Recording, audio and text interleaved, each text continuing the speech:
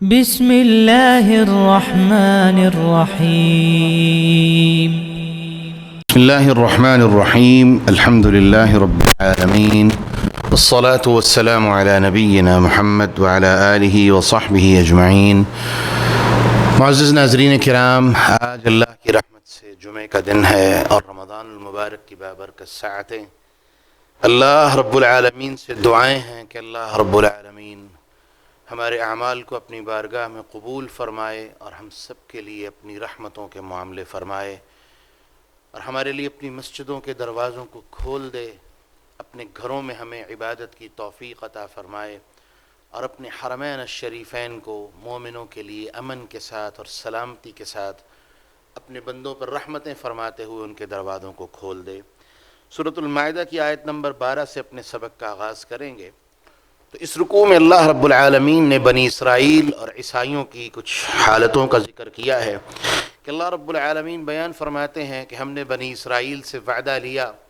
اور ان کے اوپر 12 سردار مقرر کیے اور ہم نے ان سے وعدہ لیا تھا کہ تم نماز قائم کرو گے، زکوٰۃ ادا کرو گے، میرے رسولوں پر ایمان لاؤ گے، ان کی مدد کرو گے، ان کی تکریم کرو گے، جو بھی رسول تمہارے پاس آئے گا اس کی عزت اور تکریم کرو گے. لیکن ان لوگوں نے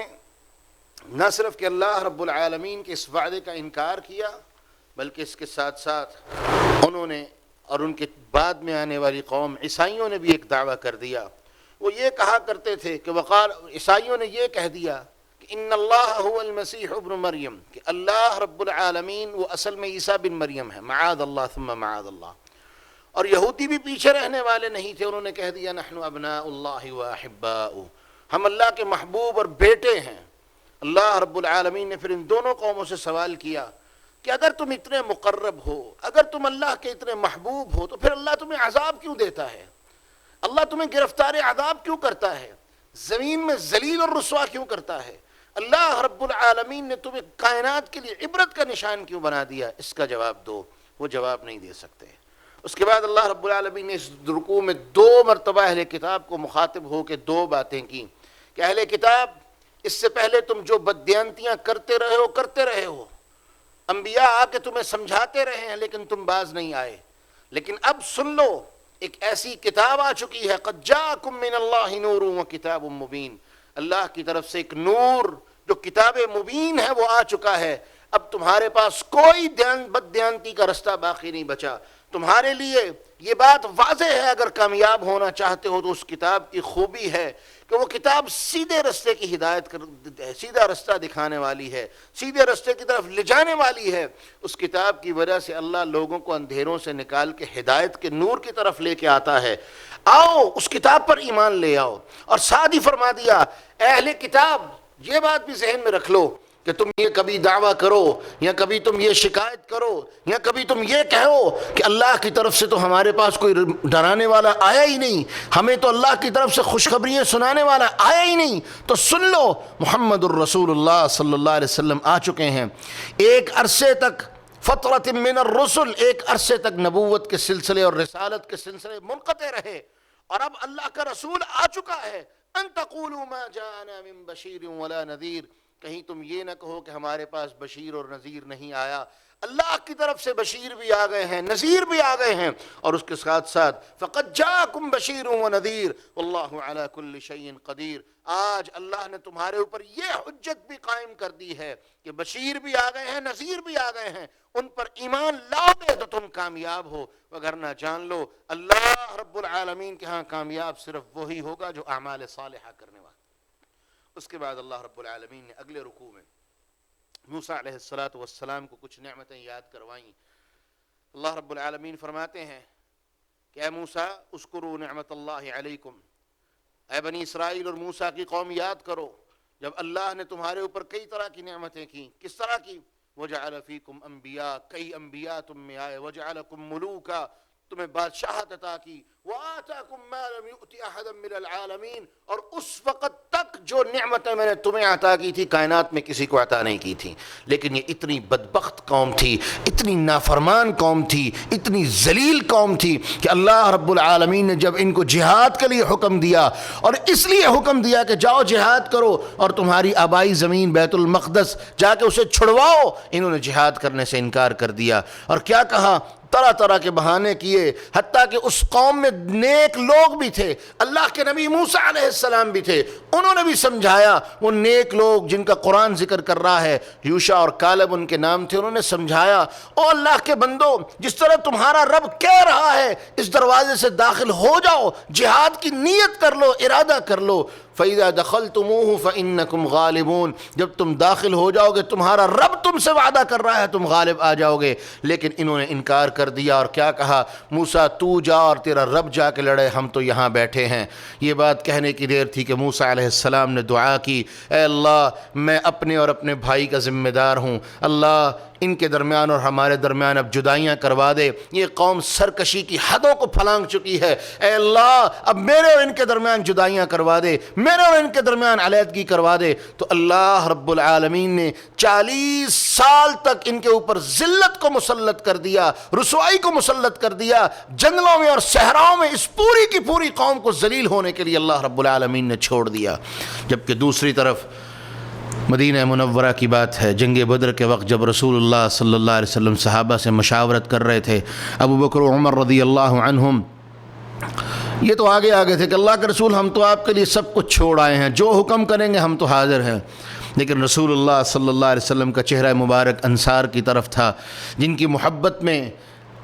جن کی محبت کے اعلان میں، جن کی محبت اور آپ کی خاطر کٹ مر جانے کے دعوے اور وعدے کرنے کی خاطر رسول اللہ صلی اللہ علیہ وسلم مدینہ تشریف لائے تھے۔ اللہ کے رسول نے جب ان کی طرف دیکھا تو سعد بن معاذ کھڑے ہوئے رضی اللہ عنہم وارضاہم، کہنے لگے اللہ کے رسول اگر آپ ہم سے مشورہ چاہتے ہیں، آپ کا رخ مبارک ہماری طرف ہے تو آپ سن لیجئے، آپ ہمیں حکم دیں سمندروں میں چھلانگیں لگا دیں گے، آپ ہمیں حکم دیں آگ میں کود جائیں گے، آپ ہمیں جہاں تک جانے کا کہیں گے ہم آپ کے ساتھ جائیں گے، اور اللہ کے رسول آپ کبھی ہماری زبان سے یہ نہیں سنیں گے جس طرح موسیٰ کو ان کی قوم نے کہا تھا کہ موسیٰ تو جا اور تیرا رب جا کے لڑے، ہم یہ کہیں گے ہم بھی فدا ہیں، ہماری جانیں بھی فدا ہیں، اللہ کے رسول حکم کر کے دیکھیں۔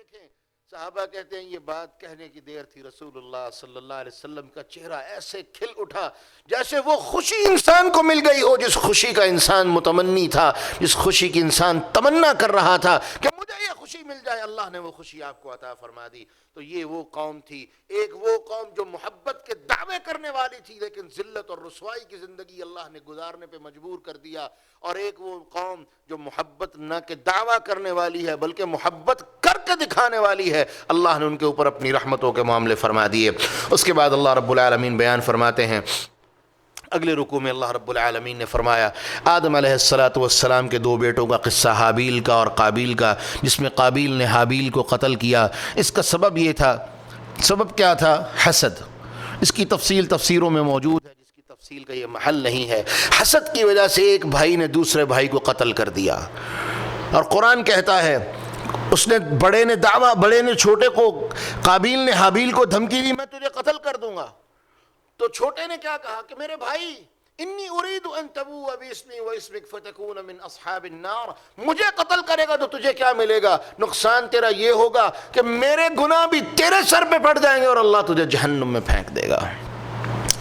مفسرین نے لکھا ہے وہ قتل کرنا تو نہیں جانتے تھے، لیکن ابلیس نے آگے قتل کرنے کا طریقہ بھی سکھا دیا کہ اس طرح کرو، پتھر پہ سر رکھو، اوپر پتھر مارو، قتل کر دیا۔ قرآن کہتا ہے اور رسول اللہ صلی اللہ علیہ وسلم کی حدیث فرماتی ہے کہ آقا علیہ السلام فرماتے ہیں پہلا قتل آدم کے بیٹے نے آدم کے بیٹے کو قتل کیا تھا، اور رسول اللہ صلی اللہ علیہ وسلم فرماتے ہیں قیامت تک ہونے والے ہر قتل کا گناہ اللہ رب العالمین قابیل کے نامہ اعمال میں لکھیں گے، کیونکہ اس نے اس برائی کو شروع کیا تھا۔ اور اس کے بعد قرآن کہتا ہے کہ جب اس نے اپنے بھائی کو قتل کر دیا تو تب سمجھ نہیں آ رہی تھی کہ اب میں اس کی لاش کا کیا کروں، اس کے نعشے کا کیا کروں، تو قرآن کہتا ہے اللہ نے 2 کووں کو بھیجا، فبعث اللہ غرابا یبحث فی الارض۔ قرآن میں 1 کوے کا ذکر ہے، تفسیروں میں آتا ہے کہ 2 کوے تھے، اللہ نے 2 کوے بھیجے، دونوں نے لڑائی کی، ایک نے دوسرے کو مار دیا تو جو زندہ بچا اس نے یبحث فی الارض، اس نے زمین کو کھودنا شروع کیا، اور اس کوے نے دوسرے کوے کو چھپا کے زمین میں دفن کر کے دکھایا۔ اللہ نے یہ طریقہ بھی سمجھا دیا انسان کو کوے کے ذریعے سے۔ تو قرآن کہتا ہے کہ وہ بھائی شرمندہ ہو گیا، وہ کہنے لگا یا ویلتا اعجزت ان اکون مثل هذا الغراب، ہائے افسوس میں تو اس کوے سے بھی زیادہ عاجز ہوں، میں تو اتنا بھی مجھے علم نہیں کہ میں نے اس دفن کیسے کرنا ہے۔ فواری سوءۃ اخیہ فاصبح من النادمین، تو قرآن کہتا ہے اس نے اپنے بھائی کے نعشے کو چھپایا، اور اس کی حالت یہ تھی کہ وہ اس کے بعد صرف شرمندگی اور ندامت کرنے والا تھا۔ تو اللہ رب العالمین فرماتے ہیں اسی چیز کو سامنے رکھتے ہوئے ہم نے بنی اسرائیل کے اندر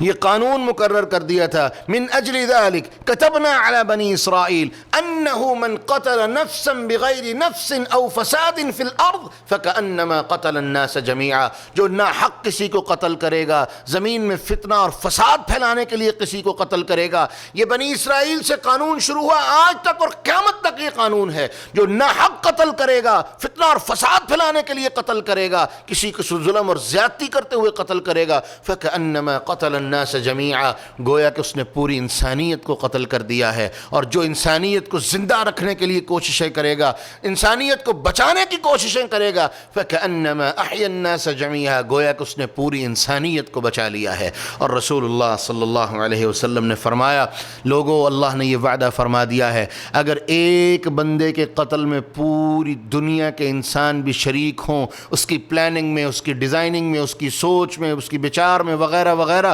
اللہ رب العالمین کو کوئی پرواہ نہیں ہوگی، اس ایک بندے کے قتل کی پاداش میں اللہ پوری کی پوری انسانیت کو جہنم میں پھینک دے گا۔ اللہ اکبر۔ اس کے بعد اللہ رب العالمین نے ایک اصول وعدہ فرما دیا، انما جزاء الذين يحاربون الله ورسوله ويسعون في الارض فسادا ان يقتلوا او يصلبوا او تقطع ايديهم وارجلهم من خلاف او ينفعوا من الارض، وہ لوگ جو زمین میں یحاربون اللہ ورسولہ، اللہ اور اس کے رسول سے لڑائیاں کرتے ہیں، ویسعون فی الارض فسادا، زمین میں فساد پھیلانا ان کی زندگی کا مقصد ہے، تو اللہ فرماتے ہیں ان کی کوئی سزا بھی جو حکمران چاہے وہ تجویز کر سکتا ہے، ان یقتلوا، اسے قتل کر دے، او یصلبوا، اسے صلیب پھانسی دے دے، او تقطع ایدیہم وارجلہم من خلاف، ہاتھ اور پاؤں کاٹ دے،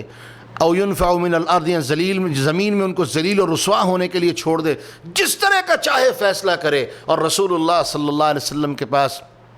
عرینا قبیلے کے کچھ لوگ آئے تھے، اسلام قبول کر لیا، بیمار ہو گئے، اللہ کے رسول نے ان کو بتایا کہ اونٹنی کے دودھ میں اونٹنی کا پیشاب مکس کر کے پیو، اللہ نے ان کو شفا دے دی۔ انہوں نے رسول اللہ صلی اللہ علیہ وسلم کے بیت المال کے چرواہے کو قتل کر کے اونٹ لے کے بھاگ گئے، صحابہ کو پیچھے بھیجا، گرفتار کروا کے ان کو واپس لایا گیا۔ صحیح مسلم کی روایت ہے رسول اللہ صلی اللہ علیہ وسلم نے ان کے ہاتھ اور پاؤں کاٹ دیے، اور اس کے ساتھ ساتھ ان کی آنکھوں میں گرم سلاخیں پھروا کے رسول اللہ صلی اللہ علیہ وسلم نے ان کو صحرا میں مرنے کے لیے چھوڑ دیا، اور کوئی ترس ان پہ نہیں کھایا۔ یہ انسانیت کو بچانے کے قانون ہیں، یہ انسانیت کے بارے میں اللہ نے قانون بنائے ہیں، اور آج انسانیت کو قتل کر کے اور پھر انسانیت کو مزید قتل کیا جاتا ہے، حتیٰ کہ انسانیت کی ہی قبر بنا دی جاتی ہے۔ اللہ ہمیں اس سے محفوظ فرمائے۔ اور یہاں ایک بات یاد رکھیں، رسول اللہ صلی اللہ علیہ وسلم نے فرمایا جو بندہ رشتوں کو توڑتا ہے، جو بندہ رشتوں کے اندر قطع رحمی کرتا ہے، یا کسی کے ساتھ ظلم اور زیادتی کرتا ہے، کسی کو ناحق قتل کرتا ہے، رسول اللہ صلی اللہ علیہ وسلم نے فرمایا ان جرموں کی سزا اللہ رب العالمین آخرت میں بھی سب سے زیادہ دیں گے، اور دنیا میں بھی اللہ رب العالمین اس جرم کی سزا دینے میں دیر نہیں فرماتے۔ اللہ رب العالمین ہمیں اس جرم سے محفوظ فرمائے۔ اس کے بعد اگلے رکوع میں اللہ رب العالمین نے ایک بہت بڑی توحید کی بات ہمیں سمجھائی۔ اللہ فرماتے ہیں یا ایھا الذین آمنوا اتقوا اللہ وابتغوا الیہ الوسیلہ، ایمان والو اللہ سے ڈرو اور اسی کا وسیلہ مانگو۔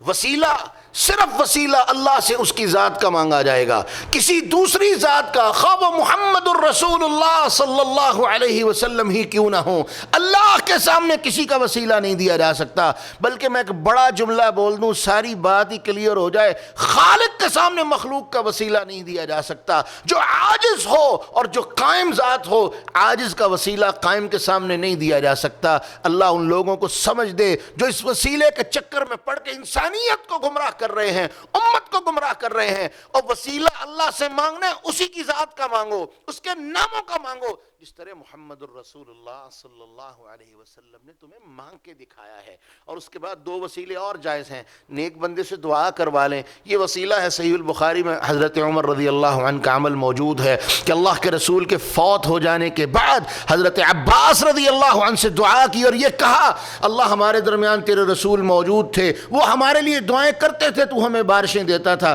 آج رسول موجود نہیں ہے، ہم رسول کا چچا لے کے آئے ہیں، اللہ ان کی دعائیں ہمارے حق میں قبول فرما اور ہمیں بارش عطا فرما۔ نیک بندے سے دعا کروا لیں۔ اور تیسرا و چوتھے وسیلے کی جائز قسم جو ہے وہ کیا کہ انسان اپنے کسی نیک عمل کو اللہ کے سامنے پیش کرے، اللہ میں نے یہ عمل خالصتاً تیری رضا کے لیے کیا تھا، اسے قبول فرما کے میری اس مصیبت میں مجھے نجات دے دے۔ اور اس کی دلیل کے لیے صحیح البخاری کی وہ روایت جو بنی اسرائیل کے 3 بندے غار میں بند ہو گئے تھے اور تینوں نے اپنا ایک ایک عمل اللہ کی بارگاہ میں پیش کیا اور اللہ نے ان کو اس مصیبت سے نجات عطا فرما دی۔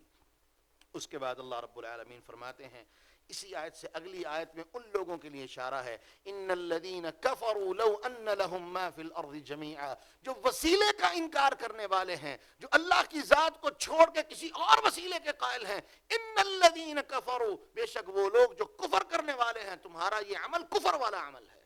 اور اللہ فرماتے ہیں ان کی حالت کیا ہوگی، لو ان لهم ما فی الارض جمیعا ومثله معه لیفتدوا به من عذاب یوم القیامہ ما تقبل من، زمین کے سارے خزانے اور اتنے اور بھی اگر اللہ کے تم سامنے فدیے کے طور پہ، جرمانے کے طور پہ، ٹیکس کے طور پہ اللہ ہم سے یہ لے لے اور جہنم سے نجات دے دے، اللہ فرماتے ہیں ایسا کبھی بھی نہیں ہو سکے گا۔ اس کے بعد انسانیت کے چونکہ قوانین کی بات ہو رہی ہے تو اللہ فرماتے ہیں اسی رقوع میں والسارق والسارقہ فاقطعوا ایدیہما، چور اور چورنی، مرد اور عورت کوئی بھی ہو ان کی ایک ہی سزا ہے، فاقطعوا ایدیہما، ان کے ہاتھ کاٹ دیے جائیں گے۔ اس کی تفصیل حدیث میں آئی ہے جس کی تفصیل کا یہ محل نہیں کہ پہلی دفعہ چوری کرے تو کیا ہوگا، دوسری دفعہ کرے تو کیا ہوگا، تیسری دفعہ کرے تو کیا ہوگا، چوتھی دفعہ کرے تو کیا ہوگا، اور 5ویں دفعہ ویسے ہی قتل کر دیا جائے گا۔ اس کی ساری ترتیب جو ہے اور تفصیل احادیث میں اور تفسیر کی کتابوں میں موجود ہے، لیکن قرآن نے اشارہ کر دیا کہ چور کی سزا ہاتھ کاٹ دینا ہے تاکہ معاشرے کو عبرت ملے، معاشرے کے سامنے یہ حجت اور عبرت قائم ہو جائے کہ جو اس طرح کرے گا اس کی یہی سزا مقرر کر دی گئی ہے۔ اس کے بعد اللہ رب العالمین فرماتے ہیں یا ایھا الرسول لا يحزنک الذین یسارعون فی الکفر، اللہ کے رسول آپ ان لوگوں کا جو کفر کرنے والے ہیں ان کے اعمال سے قطعاً پریشان نہ ہوا کریں۔ اللہ نے اپنے رسول کو بڑی تسلیاں دی کیونکہ رسول علیہ السلام بڑے ہی حریص تھے اس بات کے لیے کہ یہ لوگ جہنم میں نہ جائیں، اور اللہ رب العالمین نے یہودیوں کی پوری حفوات کا ذکر یہاں پر کر دیا کہ وہ کتاب کو بدل دینے والے تھے، جھوٹ بولنے والے، سماعون للکذب، اکالون للسحت، حرام کھانے والے، وہ تمام کام کرنے والے جن سے ان کو ان کے رب نے منع کیا تھا، یہ بعد آنے والے نہیں تھے۔ اور رسول اللہ صلی اللہ علیہ وسلم کو اللہ فرما رہے ہیں آپ کو غم کرنے کی ضرورت نہیں، اللہ نے ان کے دلوں پہ مہریں لگا دی ہیں۔ اس کے بعد اللہ رب العالمین اس رکوع کے آخر پر بیان فرماتے ہیں وَكَيْفَ يُحَكِّمُونَكَ وَعِنْدَهُمُ التَّوْرَاةُ فِيهَا حُكْمُ اللَّهِ، اے اللہ کے رسول یہ آپ کو کیسے حاکم مان لیں، آپ ان کی اصلاح کرنا چاہتے ہیں، بہتری کرنا چاہتے ہیں، یہ آپ کو کیسے حاکم مان لیں، یہ آپ کو کیسے سچا مان لیں۔ وَعِنْدَهُمُ التَّوْرَاةُ فِيهَا حُكْمُ اللَّهِ، ان کے پاس اللہ کی کتاب موجود تھی جس میں اللہ کے احکامات موجود تھے۔ ثم يتولون من بعد ذلك، جو قومیں اللہ کی کتاب سے منہ موڑ لیں، اللہ کی طرف سے حجت موجود تھی، دلیل موجود تھی، اللہ رب العالمین کی طرف سے وعدے پیغام موجود تھا، جب انہوں نے اس کی پرواہ نہیں کی یہ آپ کی پرواہ کیسے کریں گے، لہذا آپ کو بھی ان کی پرواہ کرنے کی ضرورت نہیں ہے۔ اور اس کے بعد اللہ رب العالمین فرماتے ہیں اگلے رکوع کی پہلی آیت انا انزلنا التوراة فیہا ھدی ونور یحکم بہا النبیون والذین اسلموا، بے شک تورات میں بھی ہم نے فیہا ھدی ونور، کہ تورات میں بھی ہدایت کی باتیں تھیں، نور والی باتیں تھیں، اور اس کے ذریعے سے نبی اور ایمان والے فیصلے کرتے تھے کن لوگوں کے اوپر، جو یہودی تھے، جو صحیح معنوں میں یہودی تھے، والربانیون، اور وہ لوگ جو ان کے علماء تھے، والاحبار، اور ان کے جو احبار تھے وہ فیصلے فرماتے تھے، بما استحفظوا من کتاب اللہ وکانوا علیہ شہداء، وہ اللہ کی کتاب پر گواہ بھی تھے اور اس کی حفاظت کرنے والے تھے۔ لیکن اس کے بعد ان کی ایک ایسی ایسی جماعت آ گئی، ان کی اکثریت ان لوگوں کی تھی جو اللہ کی کتاب میں حق ہونے کے باوجود اس کے اوپر قائم نہیں ہوتے تھے۔ اس کے بعد اللہ رب العالمین نے ایک اور قانون بیان فرما دیا انسانیت کی حفاظت کا۔ یہ باتیں اس لیے آ رہی ہیں کہ چور کی بات کی اور پھر یہودیوں کی بات کر دی، اب اگلی بات آ رہی ہے ان کے ہاں یہ قانون تھا کہ اللہ کی کتاب میں ان کے ہاں بھی یہی قانون تھا کہ چور کو ہاتھ کاٹنے کی سزا دی جائے گی، لیکن وہ کیا کرتے تھے، کوئی بڑا آتا تو معاف کر دیتے، کوئی چھوٹا آتا تو اس کو سزا دیتے۔ اور رسول اللہ صلی اللہ علیہ وسلم نے فرما دیا، کائنات کا وہ تاریخی جملہ ارشاد فرما دیا کہ جب بنو مخزوم قبیلے کی ایک عورت فاطمہ کے لیے اسامہ بن زید رضی اللہ عنہ سفارشی بن کے آئے کہ اللہ کے رسول بڑے قبیلے کی عورت ہے، اب قبیلہ بدنام ہو جائے گا، ناک کٹ جائے گی، ہاتھ نہ کاٹیں، تو رسول اللہ صلی اللہ علیہ وسلم کے چہرے کا رنگ غصے سے بدل گیا۔ آپ منبر پر کھڑے ہوئے اور آپ نے فرمایا، لوگو جان لو تم سے پہلے اللہ نے امتیں صرف اسی وجہ سے تباہ و برباد کر دی تھیں کہ جب ان کے ہاں کوئی بڑا جرم کرتا تو معاف کر دیا جاتا، کوئی چھوٹا جرم کرتا تو اس کے اوپر ظلم اور زیادتیاں بھی کی جاتی۔ لوگوں سن لو، اگر اس بنو مخزوم قبیلے کی جگہ لو کانت فاطمہ بنت محمد، اگر اس بنو مخزوم قبیلے کی فاطمہ کی جگہ محمد کی بیٹی فاطمہ بھی یہ عمل کرتی، اللہ کی قسم میں اس کا ہاتھ کاٹنے سے بھی اور اللہ کا حکم نافذ کرنے سے بھی کبھی دریغ نہ کرتا۔ کائنات کو واضح پیغام دے دیا کہ انصاف سب کے لیے برابر ہے، کوئی اس سے مستثنا نہیں۔ اور یہی یہودیوں کا طرز عمل کہ جب وہ غلط کرتے، کوئی بڑا غلط کرتا تو چھوڑ دیتے، چھوٹا غلط کرتا تو زیادتی کرتے۔ اللہ نے کہا یہ بے ایمان لوگ ہیں، مکار لوگ ہیں جنہوں نے اپنے اپنے الگ الگ قانون بنا رکھے ہیں۔ اس کے بعد اللہ رب العالمین نے ایک اور قانون بیان کر دیا کہ وَكَتَبْنَا عَلَيْهِمْ فِيهَا أَنَّ النَّفْسَ بِالنَّفْسِ۔ اس وقت سے قانون آج تک چلتا آ رہا ہے کہ ہم نے لازم کر دیا جان کے بدلے جان، آنکھ کے بدلے آنکھ، کان کے بدلے کان، یہ قصاص کا اصول بنا دیا، قصاص کے ضابطے مقرر کر دیے۔ کس لیے کہ وَلَكُمْ فِي الْقِصَاصِ حَيَاةٌ يَا أُولِي الْأَلْبَابِ، عقل والو قصاص میں تمہارے لیے زندگی ہے۔ جب تم قصاص قائم کرواؤ گے، چھوٹے بڑے کا فرق مٹ جائے گا، تو پھر بڑا بھی ظلم اور زیادتی کرنے سے پہلے 1000 دفعہ سوچے گا۔ اور اللہ نے اس آیت کے آخر میں واضح فرما دیا وَمَن لَّمْ يَحْكُم بِمَا أَنزَلَ اللَّهُ، جو لوگ اللہ کے حکم کے مطابق فیصلے نہیں کرتے، چاہے وہ اس قوم کے تھے یا امت محمد کے ہوں، فَأُولَئِكَ هُمُ الظَّالِمُونَ، یہ ظلم کرنے والے لوگ ہیں اور کل قیامت کو ان کے ظلم کا جواب انہیں دینا ہوگا۔ اس کے بعد اللہ رب العالمین نے اہل کتاب کو ایک دفعہ پھر مخاطب کیا اور تنبیہ کی کہ وَلْيَحْكُمْ أَهْلُ الْإِنْجِيلِ بِمَا أَنزَلَ اللَّهُ وَمَن لَّمْ يَحْكُمْ بِمَا أَنزَلَ اللَّهُ فَأُولَئِكَ هُمُ الْفَاسِقُونَ۔ اہل انجیل اگر تم سچے ہو، کامیابی کے دعوے کرنے والے ہو، تو پھر اللہ کی کتاب کے مطابق اپنے اندر فیصلے کرو۔ جو ایسا نہیں کرے گا وہ فسق و فجور کرنے والا ہے، اور ایسا کبھی بھی نہیں ہو سکا۔ ان لوگوں نے کبھی بھی اللہ کی کتاب کے مطابق فیصلے نہیں کیے۔ ہاں ایک بہت مخصوص جماعت اور محدود جماعت وہ ضرور اللہ کی کتاب کے مطابق فیصلے کرتی تھی، اور اللہ رب العالمین نے قرآن میں ان کی تعریفیں بیان فرمائی ہیں۔ اس کے بعد اللہ رب العالمین نے کائنات کو پھر ایک اگلی بات سمجھا دی کہ وَأَنزَلْنَا إِلَيْكَ الْكِتَابَ بِالْحَقِّ مُصَدِّقًا لِمَا بَيْنَ يَدَيْهِ۔ اے محمد صلی اللہ علیہ وسلم، ہم نے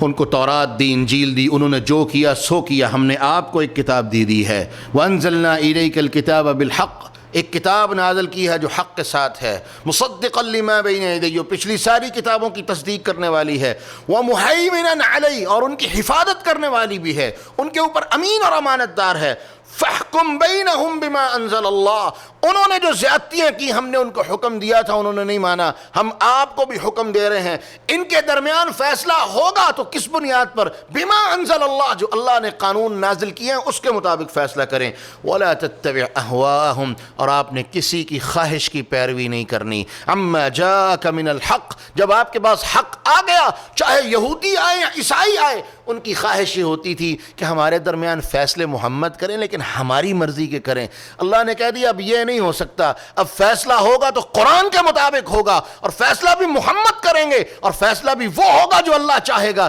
ان کی خواہشات اور مرضیوں کا کسی طرح سے آپ نے کوئی پرواہ نہیں کرنی، کوئی خیال نہیں رکھنا۔ اور اس کے بعد اللہ رب العالمین نے اگلی آیت میں فرما دیا وَأَنِحْكُمْ بَيْنَهُمْ بِمَا أَنزَلَ اللَّهُ وَلَا تَتَّبِعْ أَهْوَاءَهُمْ۔ دوبارہ اس آیت کی تاکید کر دی کہ آپ نے لازم ان کے درمیان جو میں نے حکم نازل کیے ہیں اس کے مطابق ہی فیصل کرنا ہیں، فیصلے کرنے ہیں، اور میں آپ کو ان سے ڈراتا ہوں ان یفتنوک، کہ یہ آپ کو کہیں فتنے میں نہ ڈال دیں، یہ آپ کے بارے میں سازشیں کریں گے، شرارتیں کریں گے، اور آپ کے سامنے آ کے تورات اور انجیل کی جھوٹی دلیلیں پیش کرنے کی کوشش کریں گے۔ آپ نے ان کے مکر اور فریب میں نہیں آنا، آپ نے ایک ہی بات آپ کے لیے ہم نے وعدے کر دیے کہ آپ نے قرآن کو اپنے سامنے رکھنا ہے اور اس کے مطابق فیصلے کرنے ہیں۔ اور ایسا ہی ہوا کہ یہودی جب رسول اللہ صلی اللہ علیہ وسلم کے سامنے آتے، وہ چاہتے تھے کہ ہمارے درمیان فیصلہ اللہ کے رسول وہ کریں جو ہماری کتاب میں ہے، اور وہ کتاب ان کے ہاتھوں کی اپنے لکھی ہوئی تھی، اور اللہ کے رسول صلی اللہ علیہ وسلم بھی وہی فیصلے فرماتے جو اللہ کے حکم میں تھے، جو اللہ کی کتاب میں تھے، کیونکہ اسی بات کا آپ کو حکم دیا گیا تھا۔ اس کے بعد اللہ رب العالمین فرماتے ہیں ان کا یہ طرز عمل کیا ہے، افحکم الجاہلیت یبغون، کیا یہ جاہلیت کے اعمال اور جاہلیت کے احکامات کو اپنے اندر دوبارہ زندہ کرنا چاہتے ہیں؟ ایسا نہیں ہو سکتا۔ ومن احسن من اللہ حکما لقوم یوقنون، وہ قوم جو اللہ کے احکامات پر یقین کرنے والی اور اللہ کے احکامات کو ماننے والی ہے، اس سے بہترین بات کون سی ہو سکتی ہے؟ اور بالکل ایسا ہی ہے، یہ جاہلیت کے طرز عمل تھے کہ کسی کے لیے قانون کچھ اور کسی کے لیے قانون کچھ۔ اسلام نے سب کے لیے برابری کا قانون متعارف کروا دیا اور حکم دے دیا کہ اسی کے مطابق فیصلے ہوں گے۔ اگر تم معاشرے میں انصاف چاہتے ہو، کامیابی چاہتے ہو، اسی کے مطابق معاشرے میں فیصلے ہوں گے، اور یہی کامیابی کا صحرا ہے۔ اس کے بعد اللہ رب العالمین نے ایمان والوں کو مخاطب کیا، لا تتخذوا اليهود والنصارى اولیاء، ایمان والو یہود و نصارہ کو اپنا دوست نہ بنانا۔ اور یہ بات پیچھے گزر چکی ہے کہ لا تتخذوا بطانة من دونکم، کیسا دوست نہیں بنانا؟ دلی دوست، جگری دوست، کہ انسان اس کے بغیر اپنے آپ کو ادھورا تصور کرے، یہ ان کے ساتھ تعلق نہیں ہو سکتے، کیونکہ اللہ رب العالمین نے فرما دیا بعضهم اولیاء بعض، یہ تمہارے کبھی دوست نہیں ہو سکتے، لیکن آپس میں یہ ایک ہیں، ایک دوسرے کے دوست یہ ہو سکتے ہیں، مکاری کی بنیاد پر، دھوکے کی بنیاد پر، چرب زبانی کی بنیاد پر یہ ایک دوسرے کے دوست ہو سکتے ہیں، لیکن تمہارے دوست نہیں ہو سکتے۔ اور اللہ نے مومنوں کو کلیئر میسج دے دیا، وَمَن يَتَوَلَّهُم مِّنكُمْ فَإِنَّهُ مِنْهُمْ، اور جو تم میں سے ان کی طرف پھر گیا، جس نے اپنی محبت کے رخ ان کی طرف پھیر لیے، تو اللہ نے فیصلہ فرما دیا فَإِنَّهُ مِنْهُمْ، یہ انہی میں سے ہے، اس کا تم سے کوئی تعلق نہیں، مسلمانوں کی صفوں سے اس کو باہر سمجھو، یہ انہی میں سے ہے۔ اور اس کے بعد اللہ رب العالمین نے اس رکوع کے اندر دوسری بات جو بیان فرمائی، اللہ فرماتے ہیں یا ایھا الذین آمنوا من یرتد منکم عن دینہ فسوف یأتی اللہ بقوم یحبهم ویحبون، لوگو اگر کوئی دین کو چھوڑ کے چلا جائے، مرتد ہو جائے، تو جان لو یہ دین ختم نہیں ہو جائے گا۔ کسی کے جانے سے، کسی کے آنے سے اس دین کو کوئی فرق پڑنے والا نہیں ہے، کیونکہ میں اللہ اتنا طاقتور ہوں، جسے چاہوں اس دین پر لا کے کھڑا کر سکتا ہوں، اور جسے چاہوں اس دین سے خارج کر سکتا ہوں، یہ میری مرضی ہے۔ اور سن لو من یرتد منکم عن دینہ فسوف یأتی اللہ بقوم یحبهم ویحبون، اگر تم دین کو چھوڑ کے چلے جاؤ گے، ارتداد کا شکار ہو جاؤ گے، تو اللہ رب العالمین فرماتے ہیں میں ان قریب ایسی قوم کو لے آؤں گا، یحبهم ویحبون، وہ مجھ سے محبت کرنے والے ہوں گے، میں اللہ ان سے محبت کرنے والا ہوں گا۔ اذلۃ علی المؤمنین اعزۃ علی الکافرین، جو مومنوں کے لیے تو بڑے ہی نرم دل ہوں گے، مومنوں کے لیے بڑی ہی محبت کرنے والے، جھکنے والے، عاجزی کرنے والے ہوں گے۔ اذلۃ علی الکافرین، اور کافروں کے بارے میں اشداء علی الکفار رحماء بینہم، آپس میں ان کی محبتیں مثالی ہوں گی، کافروں کے لیے ان کی تلوار مثالی ہوگی، کافروں کے لیے ان کے دل میں کوئی محبت نہیں ہوگی۔ یہ پچھلی آیت سے تعلق جڑا ہوا ہے، دوستی کرنی ہے تو ایمان والا ایمان سے کرے گا، اگر تم دوستیاں ان سے کرو گے تو گویا کہ تم اپنے دین کو چھوڑ کے جا چکے ہو، اور اگر تم نے اپنے دین کو چھوڑ دیا تو یاد رکھو اللہ ایسی قوم کو ضرور لے کے آئے گا جو اللہ کی محبوب ہوگی، اللہ ان سے محبت کرتا ہوگا، اور تمہاری حالت کیا ہوگی کہ تمہارا نام اور نشان بھی کہیں باقی نہیں رہے گا۔ اس کے بعد اللہ رب العالمین بیان فرماتے ہیں قل یا اہل الکتاب، اگلے رکوع کے اندر یہ باتیں آ گئی ہیں، قل یا اہل الکتاب هل تنقمون منا الا ان آمنا باللہ،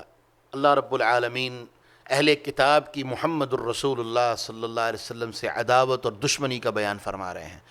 اہل کتاب، میرے نبی آپ ان سے ذرا پوچھیں هل تنقمون منا الا ان آمنا بما انزل الینا وما انزل من قبل وان اکثرکم فاسقون، اہل کتاب تم ہم سے اس لیے انتقام لیتے ہو، ہم سے اس لیے عداوت اور دشمنی اور نفرت رکھتے ہو، الا ان آمنا باللہ، کہ ہم اس بات پر ایمان لائے ہیں جو اللہ نے ہماری طرف نازل کی ہے، وما انزل من قبل، اور جو اللہ نے ہم سے پہلے نازل کی ہے، وان اکثرکم فاسقون، اور وہ جو اللہ نے تمہاری طرف نازل کیا تھا اکثریت تمہاری اس کے ساتھ فسق و فجور کرنے والی ہے۔ کیا مطلب؟ یہی بات سچی ہے، اور یہ بات پہلے بھی گزر چکی ہے کہ یہودیوں کو سب سے بڑی دشمنی رسول اللہ صلی اللہ علیہ وسلم کے ساتھ یہ تھی کہ اللہ نے رسول اللہ صلی اللہ علیہ وسلم کو عرب میں مبعوث کر دیا تھا، اور یہود عرب کو اپنے آپ سے کم تر، حقیر اور رذیل سمجھتے تھے۔ وہ کبھی بھی اس بات کو قبول نہیں کر سکتے تھے کہ عرب جن کو ہم نے ساری زندگی غلام سمجھ کے اور کمزور سمجھ کے ان کو ذلیل کیا ہے، آج ان کے درمیان نبی آ جائے اور وہ ہمارے اوپر غالب آ جائیں، یہ کبھی بھی قابل قبول نہیں ہے۔ یہی وجہ تھی کہ وہ انتقام رکھتے تھے، یہی وجہ تھی کہ وہ رسول اللہ صلی اللہ علیہ وسلم سے دشمنی کرتے تھے۔ اور اگلی آیت میں اللہ رب العالمین نے وعدہ فرما دیا، قل هل انبئکم بشر من ذلک مثوبۃ عند اللہ، لوگو اگر تمہارے اعمال کو سامنے رکھا جائے تو یاد رکھو کہ اللہ کے ہاں تمہارے ان اعمال کی اور شرارتوں کی سزا یہ رہی ہے، من لعنہ اللہ وغضب علیہ، کہ اللہ نے جن کے اوپر لعنتیں کی اور اپنا غصہ نازل کیا، وجعل منہم القردۃ والخنازیر وعبد الطاغوت اولئک شر مکانا واضلوا عن سواء السبیل۔ اگر تو اللہ کی کتاب پر ایمان لانا جرم ہے تو یہ جرم ہم کرتے ہیں، لیکن تم نے اگر اللہ کی کتاب پر ایمان لایا تھا اور ایمان کے دعوے میں سچے تھے تو بتاؤ اللہ نے تمہیں کیوں خنزیر بنایا، کیوں بندر بنایا، کیوں طاغوت کا بندہ بنا دیا، کیوں شیطان کا حامی اور ساتھی بنا دیا؟ اس بات کا جواب دو، اور وہ قیامت تک اس بات کا جواب نہیں دے سکیں گے۔ اس کے بعد اللہ رب العالمین بیان فرماتے ہیں کہ وَتَرَى كَثِيرًا مِّنْهُمْ يُسَارِعُونَ فِي الْإِثْمِ وَالْعُدْوَانِ، آپ ان میں سے دیکھیں گے کہ آپ جتنا مرضی ان کو سمجھا لیں، اس کے بعد بھی ان کی حالت یہی ہے کہ یہ لوگ یسارعون فی الاسم والعدوان، گناہ کے کام میں اور سرکشی کے کام میں بہت جلدی کرنے والے ہیں، وَأَكْلِهِمُ السُّحْتِ، اور برے کام اور حرام کام اور غلیظ کاموں کو اور غلیظ مال کو کھانا ان کی عادت ثانیہ بن چکی ہے۔ اور اس کے بعد اللہ رب العالمین اگلی آیت میں فرماتے ہیں لولا ينهاهم الربانيون والاحبار عن قولهم الاثم واكلهم السحت لبئس ما كانوا يصنعون، اگر ان کے احبار اور رہبان جو بڑے بڑے ان کے علماء تھے وہ ان کو کیوں نہیں منع کرتے ان کاموں سے کہ وہ ان کو گناہوں سے روکیں، ان کو حرام کھانے سے روکیں، بری چیزیں کھانے سے روکیں، لبئس ما كانوا يصنعون، جس طرح وہ خود برے تھے ان کے احبار اور رہبان بھی برے ہیں۔ اور سب سے بڑی خطرے کی بات ہی یہ تھی جو رسول اللہ صلی اللہ علیہ وسلم نے عدی بن حاتم کو کہی کہ یہ لوگ احبار اور رہبان کو اپنا رب بنا لیتے تھے۔ عدی کہنے لگے اللہ کے رسول ہم رب تو نہیں بناتے تھے، کہا ان کی حلال چیزوں کو تم حلال سمجھتے تھے، ان کی حرام کو حرام سمجھتے تھے، جبکہ اللہ کی کتاب تمہارے درمیان موجود تھی۔ کہا جی ہم ایسا تو کرتے تھے۔ فرمایا یہی تو ان کو رب بنانا ہے کہ جو وہ کہہ دے تم مان لو، جس سے وہ تمہیں منع کر دے تم رک جاؤ، جبکہ وہ تمہیں برائی سے کا حکم دیتے تھے اور اچھائی سے روکتے تھے۔ اس کے بعد اللہ رب العالمین یہودیوں کی ایک انتہائی بری خصلت کا اور انتہائی برے معاملے کا ذکر فرما رہے ہیں جو وہ اللہ کے بارے میں کہتے تھے۔ وہ کہتے تھے کہ ید اللہ مغلولہ، کہ اللہ کے ہاتھ جو ہیں وہ بند ہیں۔ کیا مطلب؟ معاذ اللہ ثم معاذ اللہ، وہ اللہ کی بخیلی کی طرف اشارہ کرتے تھے۔ اور ذکر یہ چوتھے پارے میں گزر چکا ہے کہ ایک یہودی بدبخت نے تو یہ کہہ دیا تھا کہ ان اللہ فقیر ونحن اغنیاء، اللہ فقیر ہے اور ہم غنی ہیں، معاذ اللہ ثم معاذ اللہ۔ یہ اتنی بدبخت قوم تھی کہ نبی تو نبی، انہوں نے اللہ کو بھی معاف نہیں کیا، اللہ کے بارے میں بھی اپنی زبانوں کو نہیں روکا۔ تو اللہ فرماتے ہیں غلت ایدیہم،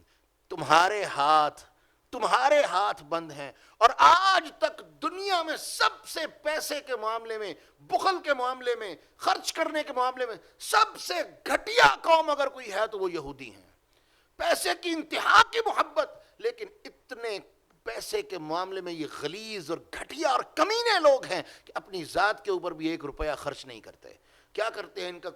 کی کوشش یہ ہوتی ہے اس کے مال سے دھوکے سے لے لو، اس کے مال سے دھوکے سے لے لو، اپنی ذات پر اپنے مال سے 1 چوانی بھی خرچ نہیں ہونی چاہیے۔ کیوں؟ کیونکہ اللہ نے کہہ دیا غلت ایدیہم ولعنوا بما قالوا، ہم نے تمہارے اندر بخیلی کو ڈال دیا ہے اور تمہاری اس بات کی وجہ سے ہم نے تمہارے اوپر لعنتیں کر دی ہیں، اور لعنتیں ان کے اوپر قیامت تک برستی رہیں گی۔ اللہ ان کے اوپر لعنتیں فرمائے۔ اللہ فرماتے ہیں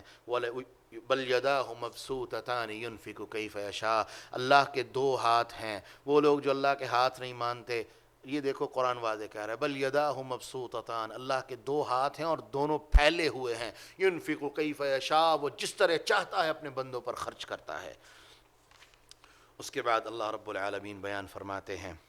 پھر یہودیوں کی ساری سرکشیوں کا ذکر ہو رہا ہے کہ یہ لوگ کس کس طرح سے فتنہ اور فساد پھیلاتے ہیں، اور اس کے بعد انہوں نے کس کس طرح سے کفر کیا، اور اللہ فرماتے ہیں کہ اگر یہ ڈر جاتے اور کفر نہ کرتے ہم ان کو جنتیں عطا فرماتے، لیکن انہوں نے قطعاً اللہ کی بات نہیں مانی، قطعاً اللہ کا تقوی اختیار نہیں فرمایا، اور اللہ نے یہ بات بھی فرما دی وَلَوْ أَنَّهُمْ أَقَامُوا التَّوْرَاةَ وَالْإِنْجِيلَ، اگر یہ یہودی اور عیسائی تورات اور انجیل کے احکامات کو قائم کرتے، اپنے اندر نافذ کرتے، لَأَكَلُوا مِنْ فَوْقِهِمْ وَمِنْ تَحْتِ أَرْجُلِهِمْ، یا آسمانوں سے بھی اللہ ان کے لیے خزانوں کو کھول دیتا، زمین اپنے منہ اپنے خزانوں کے ان کے لیے اللہ کے حکم سے کھول دیتی، لیکن یہ لوگ ایسے تھے کہ یہ لوگ قطعاً اللہ کی ذات پر ایمان نہیں لانے والے تھے۔ ہاں ان کے اندر کچھ لوگ تھے امت مقتصدہ، جو بڑی ہی نیک قوم تھی، اچھی قوم تھی، اقتصاد والی اور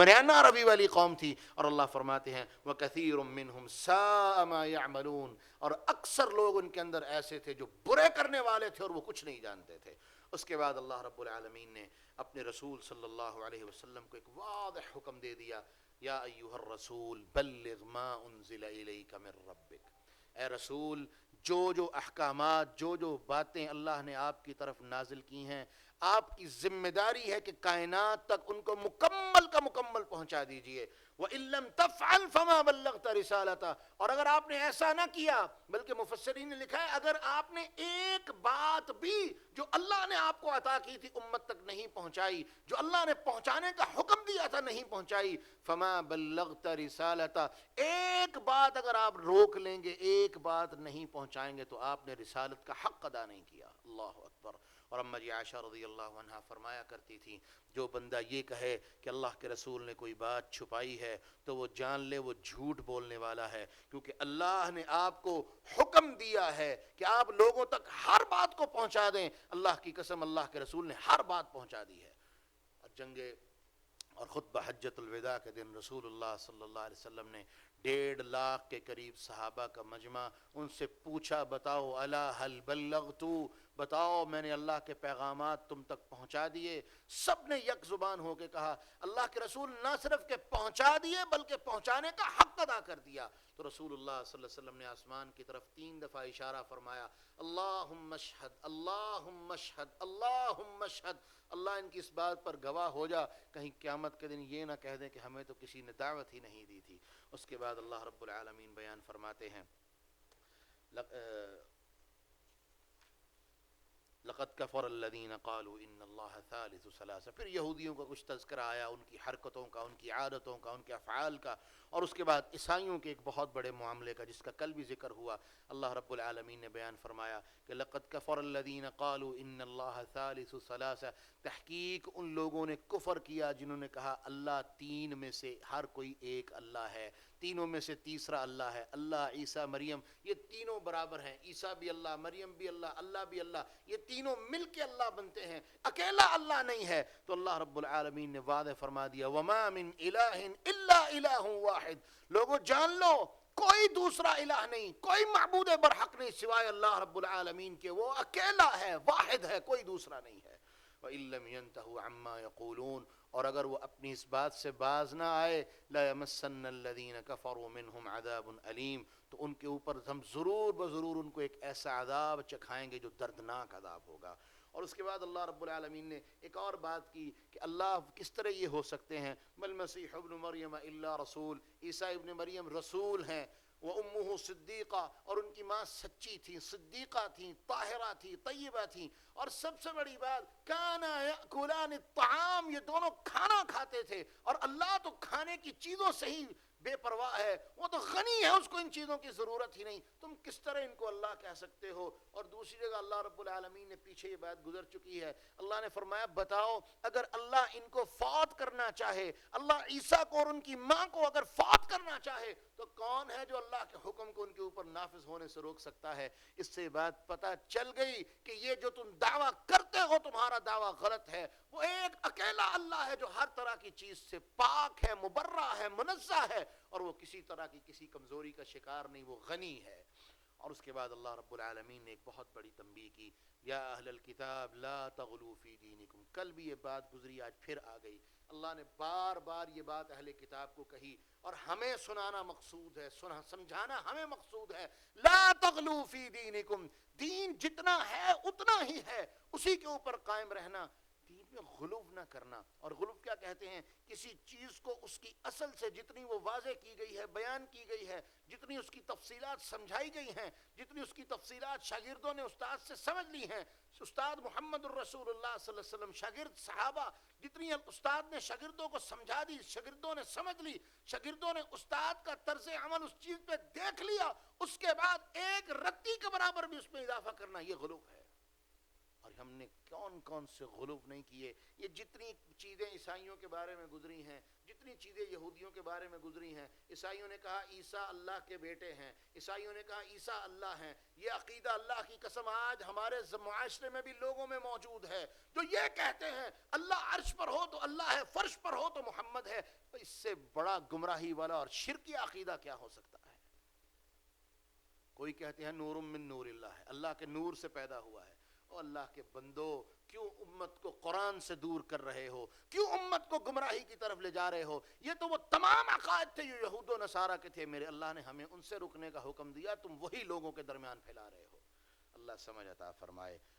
اس کے بعد اللہ رب العالمین بیان فرماتے ہیں کہ لعن الذین کفروا من بنی اسرائیل علی لسان داود و عیسی ابن مریم. ان کے اوپر لعنتیں کر دی گئی ہیں. ہر زمانے میں ہر نبی نے ان کے اوپر لعنت کی ہے، حتیٰ کہ رسول اللہ صلی اللہ علیہ وسلم نے بھی لعنت کی کہ لعن اللہ الیہود والنصارى. اللہ ان کے اوپر لعنت کرے، یہود و نصارہ پر لعنت کرے. کیوں؟ کہ اتخذوا قبور انبیائہم مساجدا، انہوں نے اپنے نبیوں کی قبروں کو مسجدیں بنا لیا تھا. تو اللہ اس پارے کے آخری آیت میں اللہ رب العالمین بیان فرماتے ہیں کہ لَتَجِدَنَّ أَشَدَّ النَّاسِ عَدَاوَةً لِلَّذِينَ آمَنُوا الْيَهُودُ وَالَّذِينَ أَشْرَكُوا.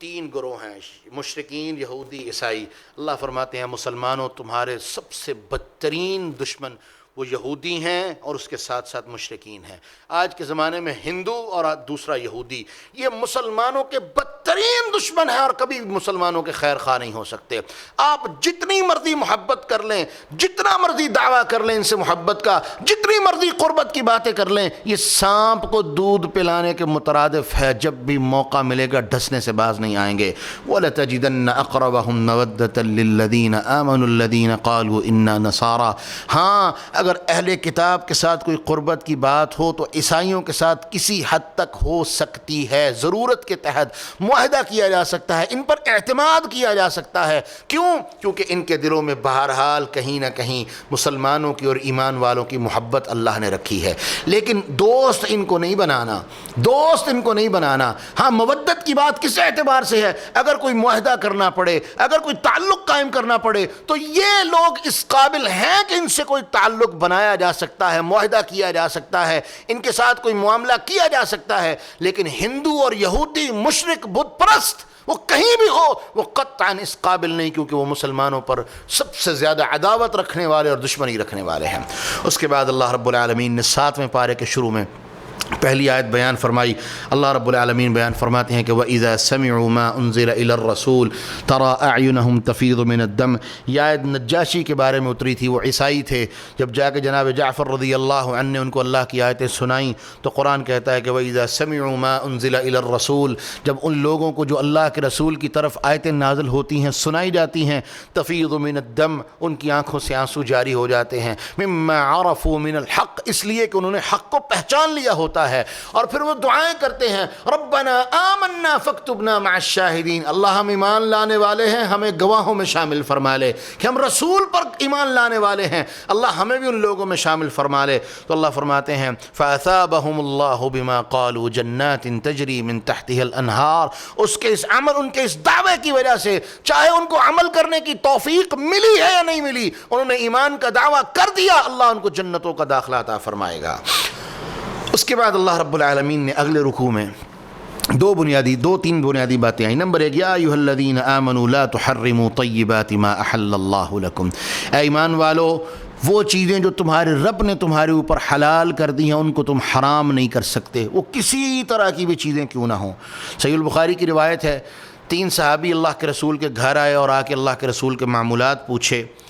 جب سب کچھ پوچھ لیا تو ایک نے کہا جی میں ساری زندگی شادی نہیں کروں گا۔ کیونکہ شادی کرنا جو ہے اللہ کی عبادت میں رکاوٹ بنتا ہے۔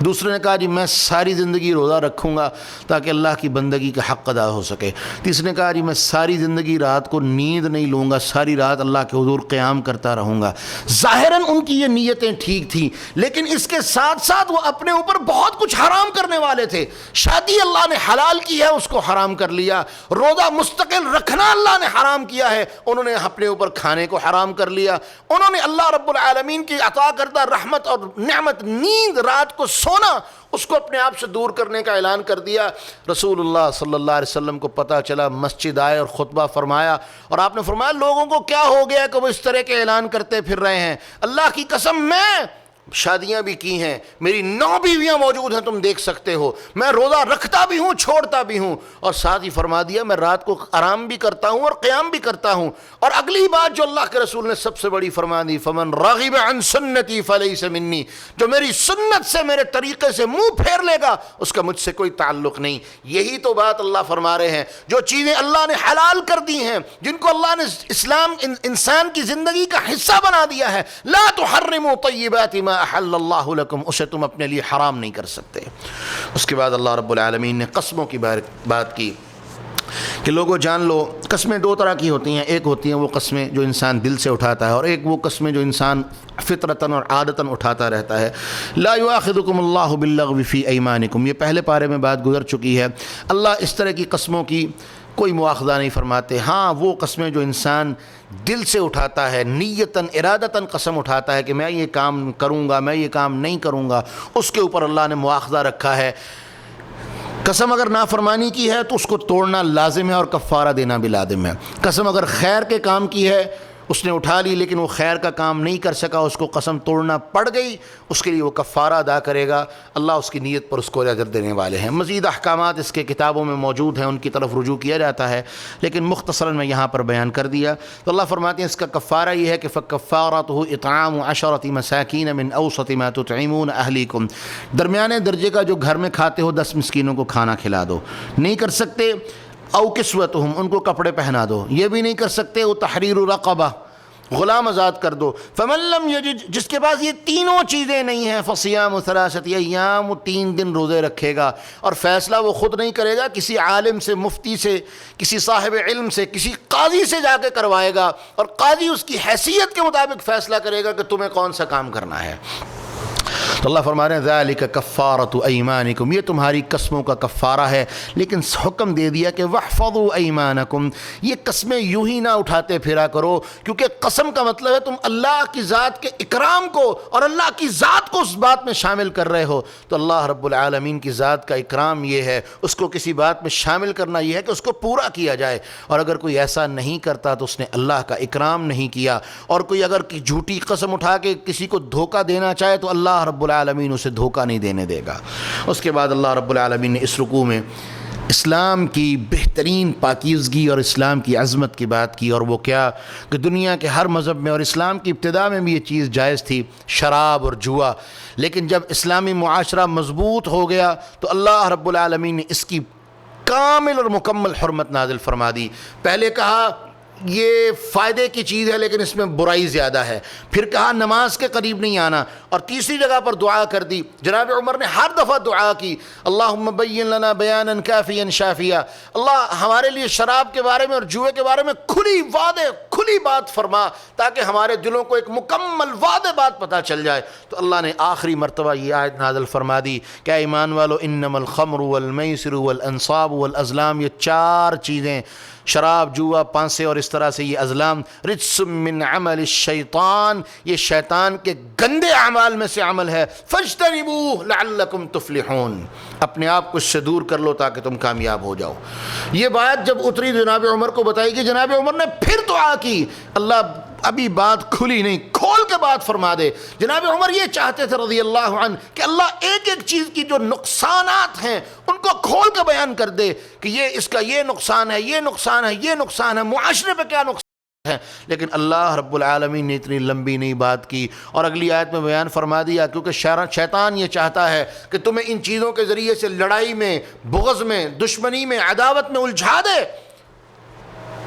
اور اس کے ساتھ ساتھ تمہیں اللہ کے ذکر سے غافل کر دے۔ تو اس کے بعد اللہ نے ایک ہی بات کہی، فَهَلْ أَنْتُمْ مُنْتَهُونَ، بتاؤ تم رکنے والے ہو یا نہیں؟ جناب عمر سب سے پہلے کھڑے ہوئے اور اعلان کر دیا، انتہینا انتہینا، اللہ تیرا حکم آ گیا، ہم باز آ گئے۔ اور اس دن یہ عالم تھا کہ صحابی بیان کرتے ہیں میں مکے کی گلیوں میں منادی لگا رہا تھا کہ لوگوں آج اللہ نے شراب حرام کر دی ہے، تو حالت یہ تھی کہ مکے کی گلیوں میں شراب سیلاب کی طرح بہہ رہی تھی، اور صحابہ بیان کرتے ہیں یہ نوبت بھی آئی کہ بالکل جام منہ کے قریب تھے، منادی کی آواز سنی، وہیں سے وہیں زمین پر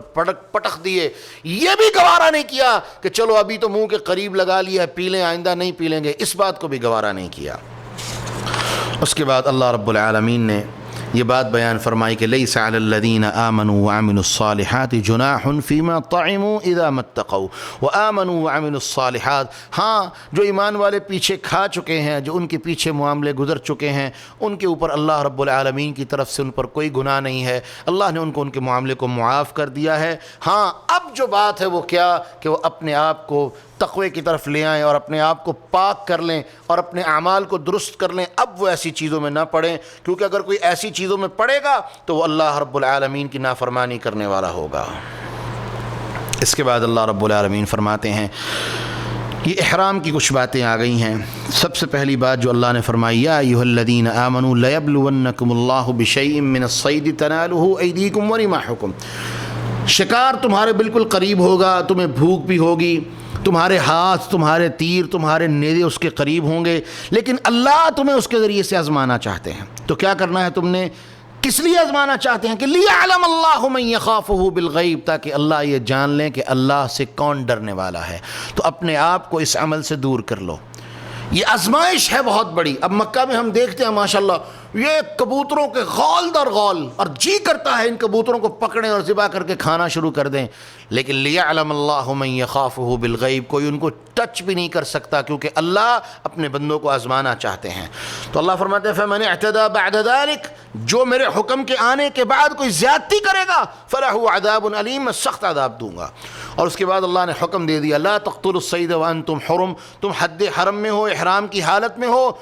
کسی شکار کو تم نے قتل نہیں کرنا، اور اگر کوئی ایسا کرے گا تو اس کو جرمانہ دینا پڑے گا۔ وہ کیا کرے گا؟ جس طرح کا اس نے جانور شکار کیا ہے اس کے مطابق دو نیک صالح علم والے آدمی وہ فیصلہ کریں گے کہ اس کے مطابق کوئی جانور وہ اللہ کے لیے اور اللہ کے گھر کے لیے، بیت اللہ کے فقراء کے لیے اور اللہ کے لیے وہ وہاں پر ذبح کر کے ان کے فقراء کو وہ کھلائے گا۔ اور ساتھ ہی اللہ نے فرما دیا اگر وہ ایسا نہیں کر سکتا، او کفارۃ طعام مسکین، 6 مسکینوں کو کھانا کھلا دے، او عدل ذالک صیامہ، یا 6 روزے رکھے، یہ کسی چھوٹی چیز کے بارے میں۔ ہاں جو بھی کوئی چیز ہوگی اس کے مطابق علماء جو فیصلہ کریں گے اسی کے مطابق اس کو عمل کرنا پڑے گا، لیکن کم از کم 6 مسکینوں کو کھانا، 6 روزے یا اس چیز کے برابر کوئی چیز وہاں پر قربان کرنی پڑے گی۔ اور اللہ نے فرما دیا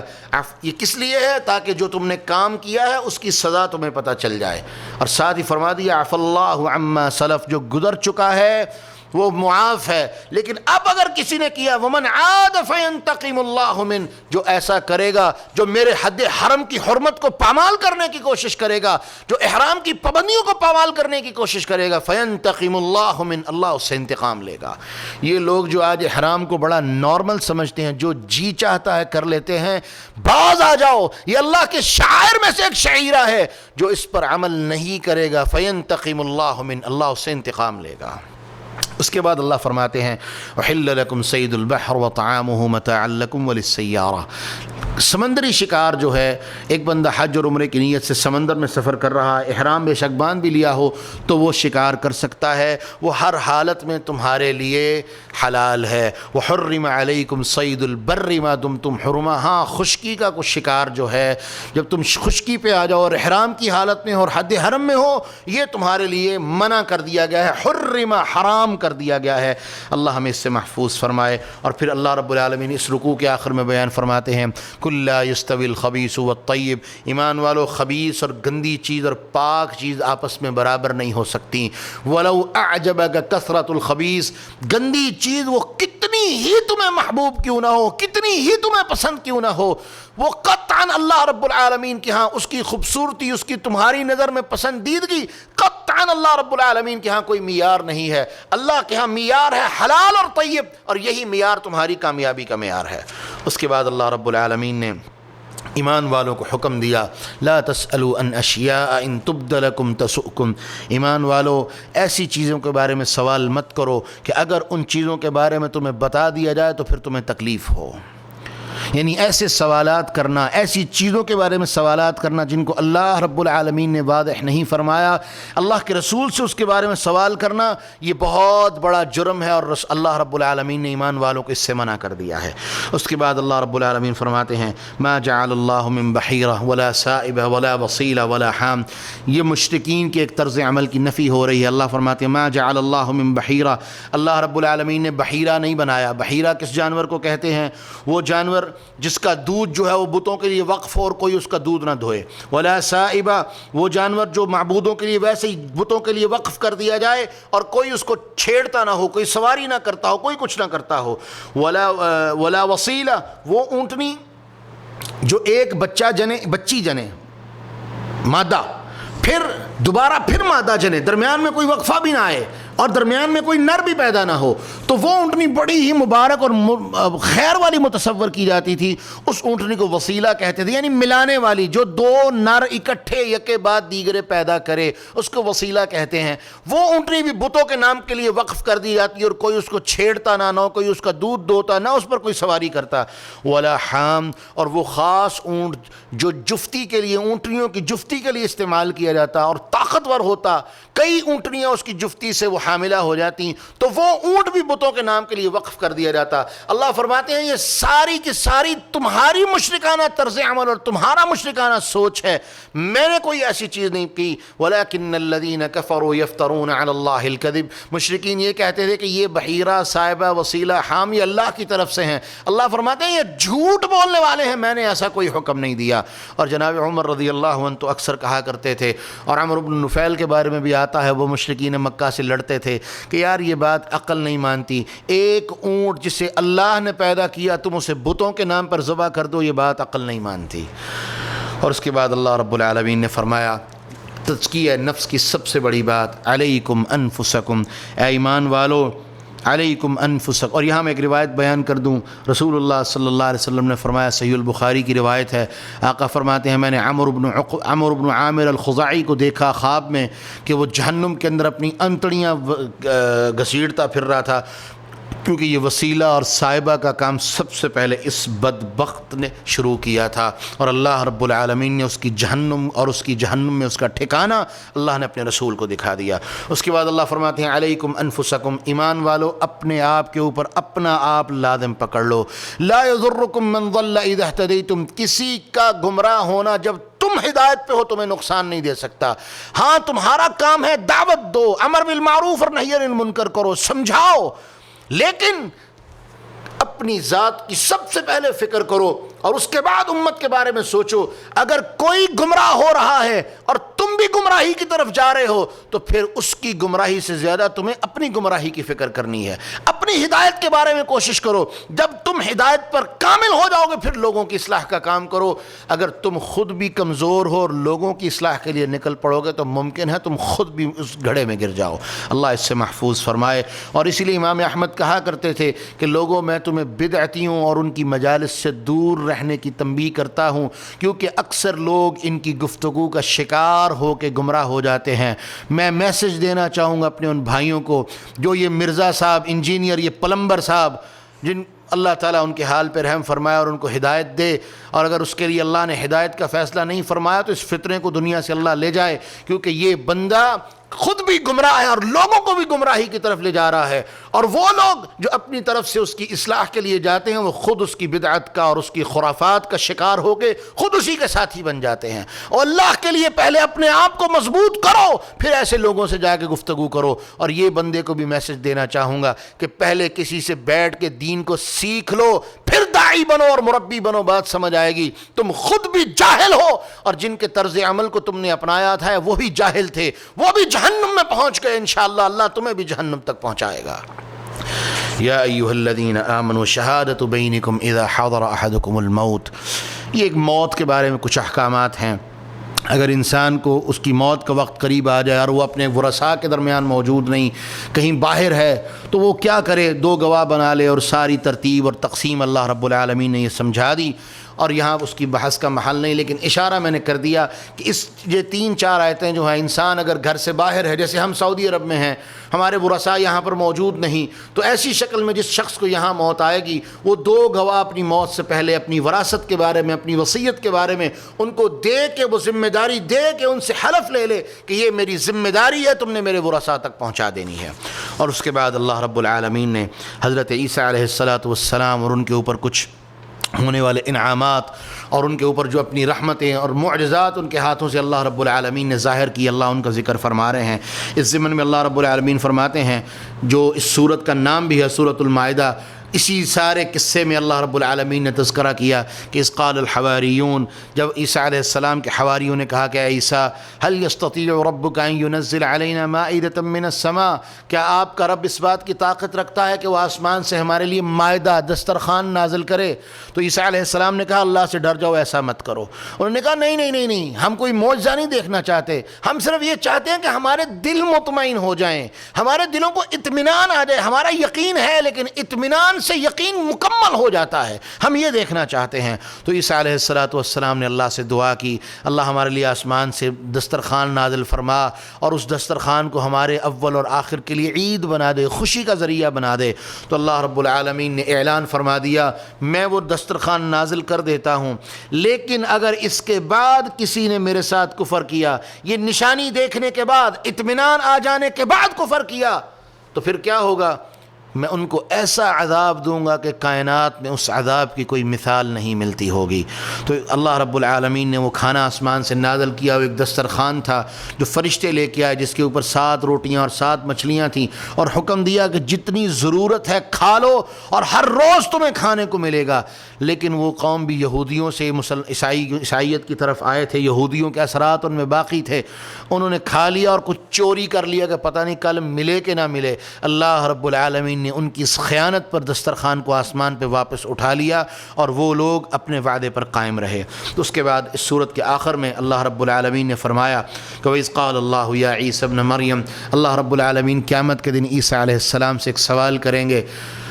اور یہ سوال اس طرح کا ہوگا کہ جب عیسیٰ علیہ السلام سے یہ سوال ہوگا تو عیسیٰ علیہ السلام اللہ کی بارگاہ میں گر جائیں گے اور بے ہوش ہو جائیں گے، اور ان کی ایک ایک رگ سے خون جاری ہو جائے گا دہشت کی وجہ سے۔ اور وہ سوال کیا ہے؟ کیا عیسیٰ، کیا تو نے کہا تھا اَأَنْتَ قُلْتَ لِلنَّاسِ اتَّخِذُونِي وَأُمِّيَ إِلَٰهَيْنِ مِن دُونِ اللَّهِ، کہ مجھے اور میری ماں کو، اللہ کو چھوڑ دو اور مجھے اور میری ماں کو رب بنا لو۔ تو عیسیٰ علیہ السلام سے جب یہ سوال ہوگا بے ہوش ہو جائیں گے، جب ہوش آئے گی تو کیا کہیں گے؟ قال سبحانک، اللہ تو پاک ہے، میں ایسے کیسے کہہ سکتا ہوں، اللہ میں یہ بات کیسے کر سکتا ہوں؟ قال سبحانک ما یقول لی ان اقول ما لیس لی الا بحق، اللہ میں تو صرف کہوں گا، یا کہی ہے تو صرف حق بات کہی ہے، اور اگر میں نے کہی ہو فقد کنت ان کنت قلتہ فقد علمت، اگر میں نے کوئی ایسی بات کہی ہو اللہ تو جاننے والا ہے، تو جانتا ہوگا۔ اللہ میں نے ایسی کوئی بات نہیں کی، کیونکہ جو میرے دل میں ہے تو وہ بھی جانتا ہے، اور جو تیرے پاس ہے تو خوب اچھی طرح جانتا ہے، اللہ میں نے ایسی کوئی بات نہیں کی۔ عیسیٰ علیہ السلام اللہ کو اس بات پر گواہ بنا دیں گے کہ اللہ تو گواہ تھا، میں نے کوئی ایسی بات نہیں کی، اللہ جب تک میں تھا میں نے ان کو صرف تیری بندگی کی دعوت دی، تیری توحید کی دعوت دی، تجھے ان کو رب ماننے کی دعوت دی، اللہ اس کے علاوہ میں نے ان کو کوئی دعوت نہیں دی۔ تو اللہ رب العالمین سے پھر عیسیٰ علیہ السلام دعا کریں گے کہ ان تعذبہم فإنہم عبادک، اے اللہ اگر تو ان کو عذاب دے تو یہ تیرے بندے ہیں، وإن تغفر لہم فإنک انت العزیز الحکیم، اور اگر تو معاف فرما دے تو غالب ہے، حکمت والا ہے۔ وہ قوم جنہوں نے عیسیٰ علیہ السلام پہ یہ بہتان لگایا جس کی وجہ سے اللہ ان سے سوال کریں گے، عیسیٰ ان کے بارے میں بھی اللہ رب العالمین کی بارگاہ میں ان کے لیے معافی کی التجا کر رہے ہوں گے۔ اور رسول اللہ صلی اللہ علیہ وسلم، عبداللہ ابن مسعود رضی اللہ عنہ اور اماں عائشہ رضی اللہ عنہ بیان فرماتی ہیں کہ کئی دفعہ ایسا ہوا کہ آپ پوری رات اس ایک آیت پر کھڑے ہو کر اللہ سے اس امت کے لیے دعائیں کرتے تھے کہ ان تعذبہم فإنہم عبادک، اللہ اگر ان کو عذاب دے گا تو یہ تیرے بندے ہیں، وَإِن تغفر لہم فإنک انت العزیز الحکیم، اور اگر تو معاف فرما دے گا تو غالب ہے، تو حکمت والا ہے۔ تو آخر میں اللہ رب العالمین نے جو آخری بات کی سورہ مائدہ کی، جہاں پر ہماری سورت اور سبق کا اختتام ہوگا، اللہ نے فرما دیا ھذا یوم ینفع الصادقین صدقہم، آج یہ وہ دن ہے کوئی جھوٹے کا جھوٹ اسے کام نہیں دے سکے گا، ہاں سچے کو سچ کام دے گا، سچائی کا بول بالا ہوگا، جھوٹوں کے لیے رسوائی ہوگی۔ اور اللہ رب العالمین نے آخر پہ جو بات فرمائی کہ للہ ملک السماوات والارض وما فیہن وہو علی کل شیء قدیر، اور لوگوں جان لو اللہ ہی کے لیے آسمان اور زمین اور جو کچھ اس کے درمیان ہے سب کی بادشاہی اللہ کے لیے ہے، اور اللہ رب العالمین ہر چیز پر قادر ہے۔ اللہ سے دعا ہے اللہ رب العالمین ہمارا سننا سنانا اپنی بارگاہ میں قبول فرمائے، اور جو بیان کرنے میں کوئی لغزش، کوئی غلطی، کوئی کوتاہی ہو گئی ہے تو وہ یقیناً میرے نفس کی طرف سے ہے، اللہ رب العالمین اس کی معافی عطا فرمائے، اور جو خیر کی باتیں بیان کی وہ صرف اللہ کی توفیق سے ہیں، اللہ انہیں قبول فرمائے۔ اور کل انشاءاللہ ہم سورۃ الانعام جو 7ویں پارے سے شروع ہو کے 8ویں پارے کے ہاف تک چلی جاتی ہے، انشاءاللہ اس پوری صورت کو کل مکمل کرنے کی کوشش کریں گے۔ اللہ سے دعا ہے اللہ ہم سب کا حامی اور ناصر ہو، اور ہم سب کے اعمال کو قبول فرمائے۔ وآخر دعوانا ان الحمد للہ رب العالمین۔